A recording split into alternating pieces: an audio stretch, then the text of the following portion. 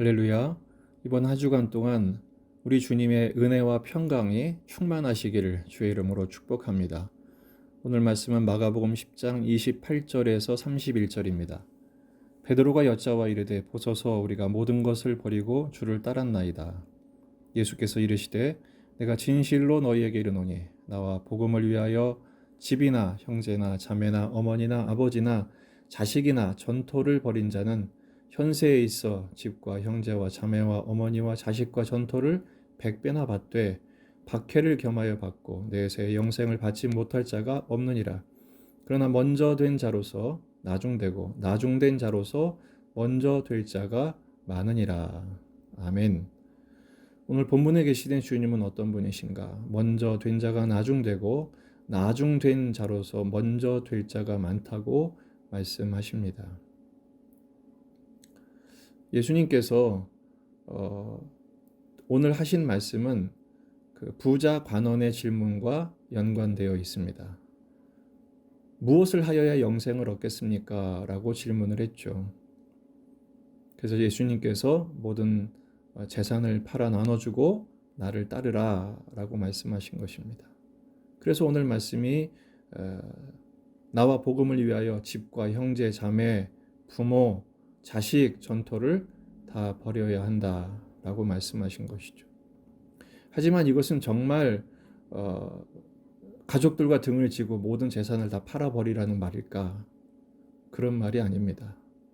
부자가 천국 가기가 얼마나 어려운지를 말씀하셨죠? 마치 낙타가 바늘귀에 들어가기보다 더 어렵다. 그럼 누가 천국에 가야 합니까? 어린아이처럼 예수님과 하나님 나라를 받아들이는 자여야 한다라는 것입니다. 이 부자관은 어떻게 해야 영생을 얻습니까? 이 어떻게 해야, 그래서 예수님이 재산 팔아 나눠주고 나를 따르라고 말씀한 거죠. 여기에 베드로가 마치 나는 잘했죠 라는 의미로 이렇게 말합니다. 28절 베드로가 여짜와 이르되 보소서 우리가 모든 것을 버리고 주를 따랐나이다. 그 부자관원은 근심하며 떠났잖아요. 그러나 베드로는 모든 것을 버리고 주를 따랐습니다 라고 말했어요.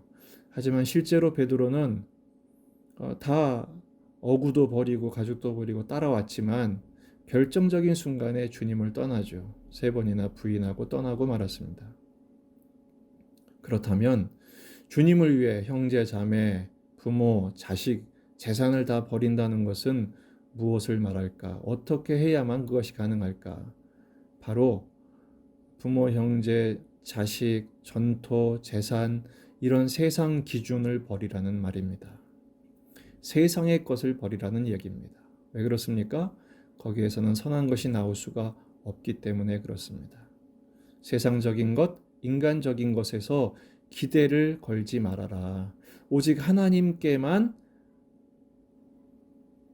소망이 있음을 고백하고 그 주님께 모든 우선순위를 드려라 라는 말씀인 것입니다.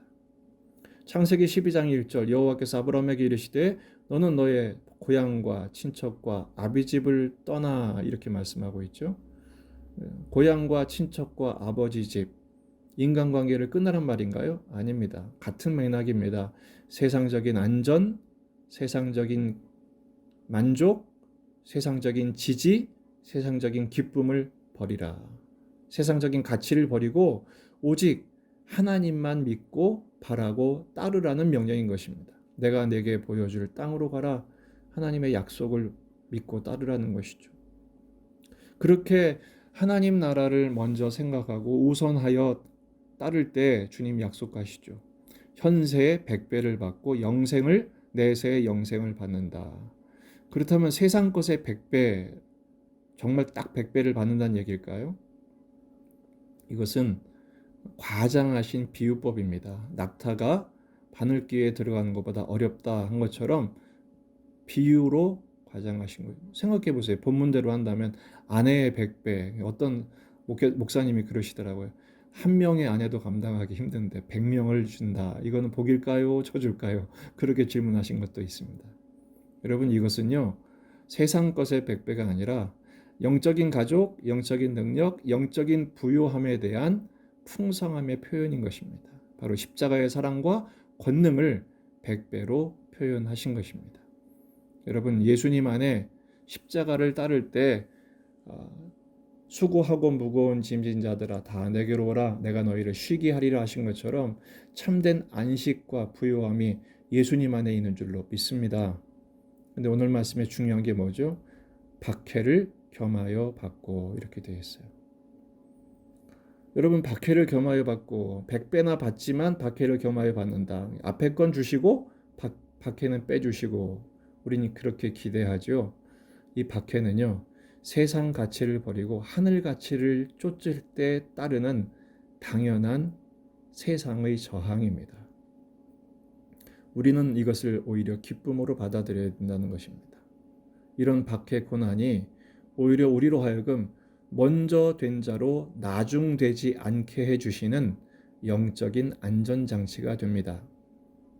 그래서 마태복음 5장 10절 12절 의를 위하여 박해를 받은 자는 복이 있나니 천국이 그들의 것입니다. 나로 말미암아 너희를 욕하고 박해하고 거짓으로 너희를 거슬러 모든 악한 말을 할 때에는 너희에게 복이 있나니 기뻐하고 즐거워하라 하늘에서 너희 상이 큼이라 이렇게 말씀하십니다. 오히려 이 세상에서의 고난과 박해가 지속적으로 십자가의 길을 걷도록 만들어주는 영적인 안전장치인 것이죠. 따라서 주님은 우리에게 좁은 길을 걸어야 한다고 말씀하십니다. 마태복음 7장 13절 14절 좁은 문으로 들어가라 멸망으로 인도하는 문은 크고 그 길이 넓어 그리로 들어가는 자가 많고 생명으로 인도하는 문은 좁고 길이 협착하여 찾는 이가 적음이라. 이 좁은 문은 바로 예수님이신 양의 문이신 예수님을 의미합니다. 오직 예수를 따르는 것이죠. 우리는 이미 먼저 된 자들입니다. 우리에게 남아있는 것은 나중되지 않는 것입니다. 나중된 자를 먼저 되게 만들어줄 뿐 아니라 우리가 나중되지 않으려면 박해를 겸하여 받는 삶이 필연적이라는 것이죠. 이번 한 주간 우리에게 십자가의 길이 주어져 있습니다. 코로나 현실을 살아가야 합니다. 여전히 비대면 예배를 드리는 이 과정을 겪어내야 합니다.